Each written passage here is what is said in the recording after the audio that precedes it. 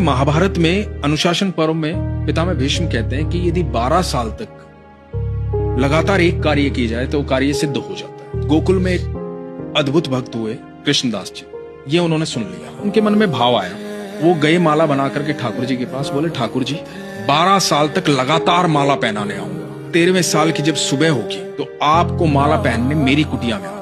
अब कृष्णदास रोज माला बनाते, रोज ठाकुर जी के पास ले जाते और रोज ठाकुर जी को याद दिलाते कि आज इतने दिन हो गए। अब 12वें साल का आखिरी दिन था।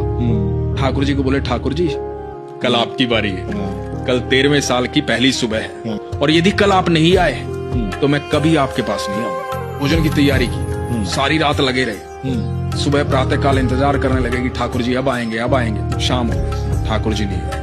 आ गया गुस्सा, सारा 56 भोग उठाया, अपनी पोटली में बांधा और देख करके मंदिर की तरफ, कोई नहीं है कृष्ण विष्णु, पत्थर की मूर्ति है वो, सुनता तो आज आ जाता, सुनता ही नहीं है और बड़बड़ाते हुए जा रहे हैं। आगे से गैयों का एकदम झुंड लगातार। तो एक बालक आवाज दे रहा है, अरे बाबा सुनो, रुको, इतनी सारी गैया आ रही है, टक्कर लग जाएगी, धक्का लग जाएगा, गिर जाओगे, रुक जाओ थोड़ी देर।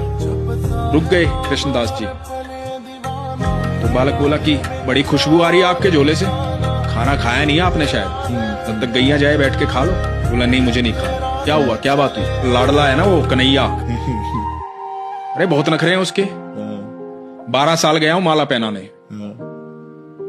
एक दिन बोला था एक दिन मेरे पास आ जाना, नहीं आया, सुबह से लेकर के शाम हो गई, अब जा रहा हूं यहां से। तो बालक बोला बाबा इतना गुस्सा क्यों हो रहे हो? मुझे भी भूख लगी है, मैंने भी सुबह से कुछ नहीं खाया, सुबह से गैया चरा रहा हूं। तो बोला कि मुझे भी आप खिला दो। बोला खा लो। बोला आप देख नहीं रहे मेरे तो हाथ गोबर में सने हुए, मैं कैसे खा लूं?